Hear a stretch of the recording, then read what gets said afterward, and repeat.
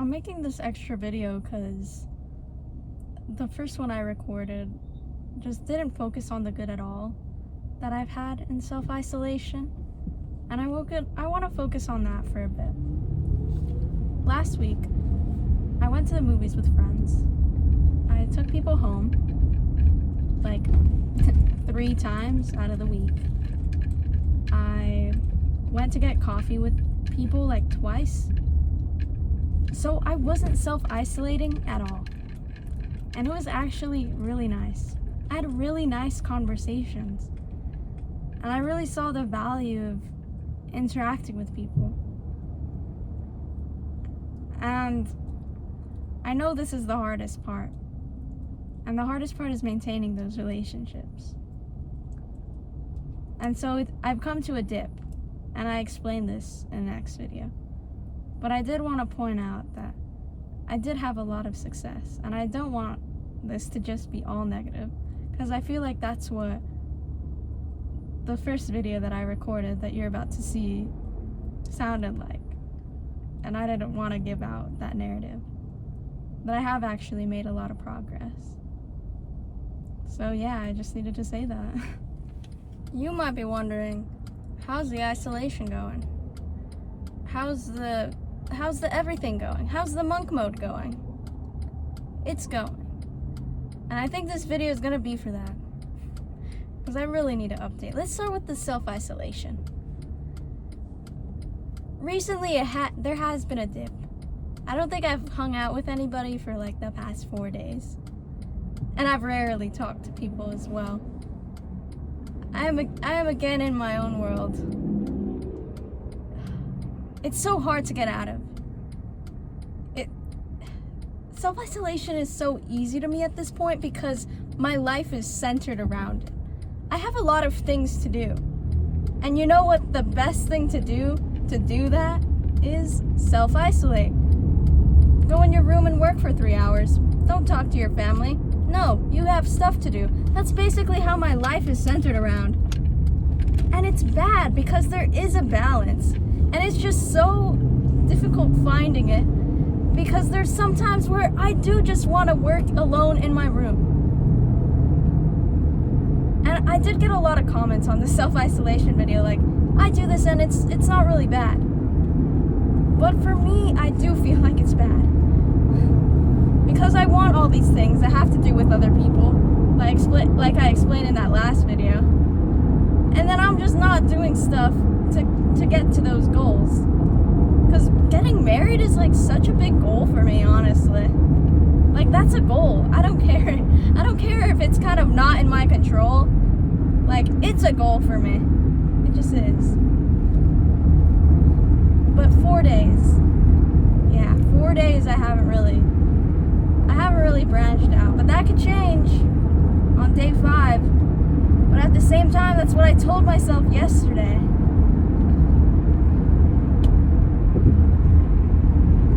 I think it's just hard in the beginning is all. Last week, I really did well with it. Like, I hung out with somebody basically every day. And I got a lot of value from that. I got a lot of value from talking to different people and getting different perspectives. And it was nice. Like, I appreciate the value I get from other people. But sometimes I get so laser focused on my own brain, on my own world, on my own everything that I just forget about everything else. I'm just in this constant loop of like, make more money, do school, do well, complete your goals. And so it's hard to give time to wait, slow down, and talk to the people around you. I'm constantly in my head about what I can do to get better and what I see in society and what I perceive around me. That I don't really interact with the things around me, I suppose. And I say that laughing, but you know what? I laugh at the weirdest moments. I smile a lot simply because I like smiling. Nothing deeper than that. But I know I'm gonna I'm gonna get better at it eventually, because that's how it always is. There's always that dip of realization in the beginning of how hard things are gonna be. But then after that dip, there is a moment of bliss where you realize, hey, you can do this. After you've had a few achievements with that, you realize you can do it. And that brings me to monk mode. Alright. I did get a lot of misconceptions about monk mode. So I want to explain what that is. It wasn't about self-isolation. Basically, I set up just 7 tasks for myself to do every day for 90 days. And it's this concept called monk mode. It has such a funny name. I don't take it seriously. I view it more as just habit building. It's more of a concept for you to use, not for you to like pray to. So if I didn't follow monk mode like exactly to the T, then sue me. But hey, here's what I did. I said 30 minutes of exercise daily, no social media, 30 minutes of reading daily. What else? 10 minutes of meditation. I have it written down on my wall, and I'm like picturing it. What? Oh my goodness. What do I do every day? Cold shower daily. There's 2 more. I set up 7 tasks for myself. 2 hours of working on my business. Did I get everything? No social media. I think I did. If I didn't, then I'll update it. I'll update on it right now. I'm going on a little adventure right now, by the way. This is my adventure outing for like the week. Alright, well, 30 minutes of exercise. I really used that 30 minutes minimum to my advantage last week, because I was really sleep deprived last week with hanging out with people. It kind of took me away from what I needed to do, and those things I still needed to do them. So instead I just got less sleep, which is why I think I'm kind of self-isolating more this week, because it's like, you know what, I learned my lesson from talking to people. I get less time away from the stuff I actually need to do. But there has to be a balance somehow. I'm gonna figure it out. Anything is possible, my friends. God. But yeah, I was really using that minimum of 30 minutes of exercise. I'd basically just do yoga after school most days, because I'd rather get 7 hours of sleep minimum to like be mentally stable than just go to the gym on 4 hours of sleep and then just be miserable the rest of the week, because I wouldn't have time to make up that sleep debt. So I just chose that. But this week, I have been following my workout schedule so far, and I've been really focused on getting enough sleep so that I can actually go to the gym in the morning without feeling tired, and getting enough sleep so that hypertrophy can actually happen, because I am trying to grow muscle as well. So exercise going well. I do see the gains. Very nice. Alright, no social media. I've done this. This one was pretty easy, because all I basically had to do was delete the apps off of my phone. Although I will say I might have to re-download Instagram, but I'll just keep it off of my home screen. I need to re-download Instagram because I have this one group chat that I genuinely need for school. I'm gonna try to get everyone to switch it to iMessage, but I kind of don't want to bring that up right now, so I need to temporarily at least re-download Instagram. And I don't think I'll be tempted to even go on Instagram either. I've gotten so used to not being on it, and it's quite nice. I've heard of the whole like dopamine detox thing with deleting all of your social medias, but honestly, I think I'm so used to not having social media, and when I do have it, I limit myself to it. So that's kind of like my baseline now. I don't really have the urge to go on social media at all. And I think I can definitely see a difference from me a year ago. Not only can I like think better, but I can just articulate my thoughts better as well.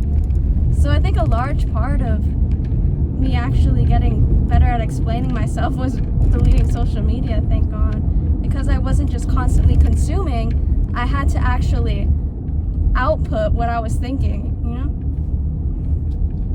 But yeah, I really like the idea of just no social media, and I honestly think it's gonna be one of those things where I just keep it after monk mode.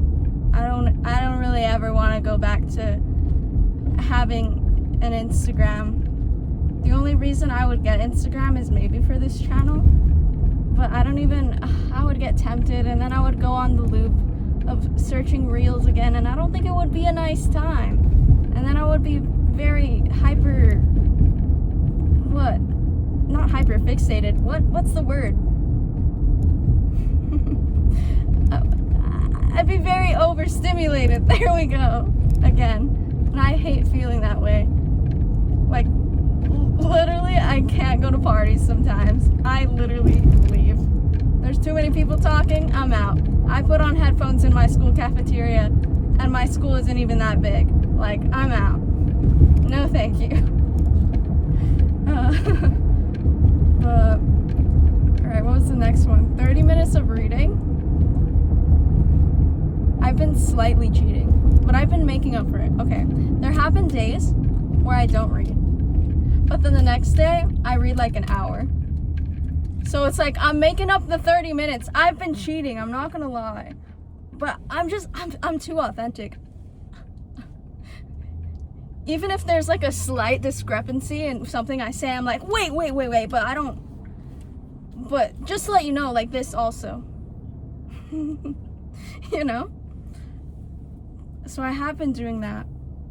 But if we look at the fundamentals to why I'm doing this, I don't really think it's that bad. Because I also impulsively added reading as well, because I knew it was already going to be hard to do this. So when I impulsively added reading, I thought, I knew I wasn't going to be able to really fit that in. But I just wanted to do it because I wanted to read more. I haven't read a complete book in so long. And I do like reading. Because it broadens your mind so much. And I've said this before, I'm not an English person, even if it might seem like that, so reading really helps me. Because it makes me analyze words, you know? So that's good. I need to do that. That's just it. 10 minutes of meditation. Thank God it's on the list. Because I would not be able to be mentally stable without it. Genuinely. It helps so much. I have not been cheating on that one. That's just very nice. I usually go to the gym in the morning, and then I meditate in the sauna for 10 minutes, and then I go home, and then this brings me to my next point, which is the cold showers. And this was the one that I used to be so scared of. This was the one bullet point in my monk mode that I was like, oh my goodness, I'm not going to be able to do it. But now I actually love it, because I created that strategy where I was like, okay, well, if I go to the sauna before I take a cold shower, then I'm going to be wanting the cold shower. And now I like it. It's like amazing now. It like starts my day. And then plus it's after the gym, so my muscles are like, you know? It's amazing. See, it's like making things enjoyable. There was nothing in the rules that said I couldn't make things enjoyable. Why did it sound like that guy hit my car? But he didn't. Anyway. I think I need to continue this. Okay, well, I'm good now. I have 2 more things. The 2 hours of working on my business. I've done it most days, but I know there have been genuine days where I can't fit it in. Like, I'm actually doing something the whole day that prohibits me from doing it. So again, I'm doing that thing where I did with reading, where I kind of like make up for it the next day. So for example, I had a competition one day, and it was like 4 hours long. I didn't really have access to my laptop to do anything. And then beforehand, I had school. So I was like focusing on schoolwork that day. And then I had the 4 hours of competition after. And then I also had to upload a YouTube video that day. So already that's like 8 hours in the morning, 4 hours in the afternoon, and then 2 hours. I got home and was finished with the YouTube video at like 10.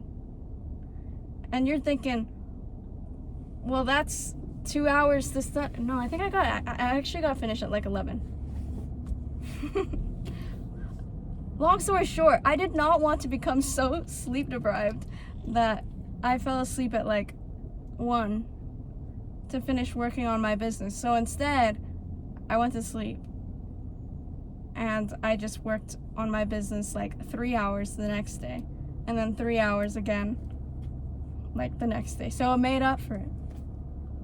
So it's slight cheating, but in my head, I don't think so. I think it's fine. Oh, and I remembered the one that I forgot. Time blocking. I have been doing it. It's amazing. Again, it's like meditation. I would not have been able to survive monk mode without it. And honestly, like these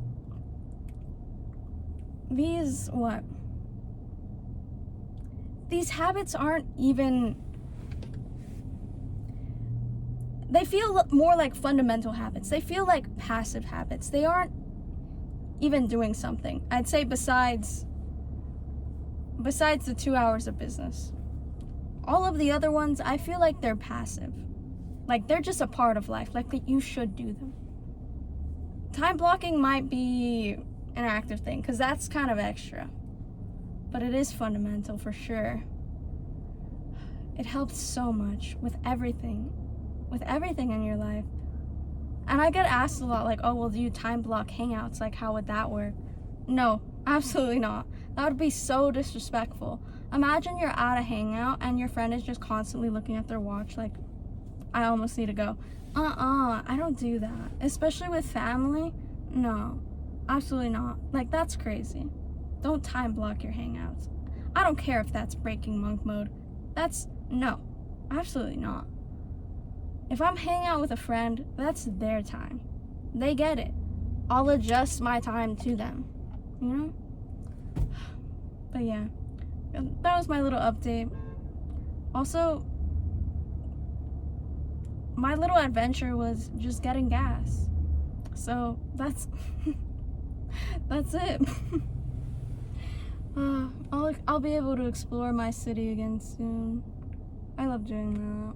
Alright. Well, I wish you all the best. And what song recommendation do I have? What's on the radio? Not that song. How to Be a Heartbreaker by MARINA. This is how to be a heartbreaker. Yeah, that one. Okay. I wish you all the best.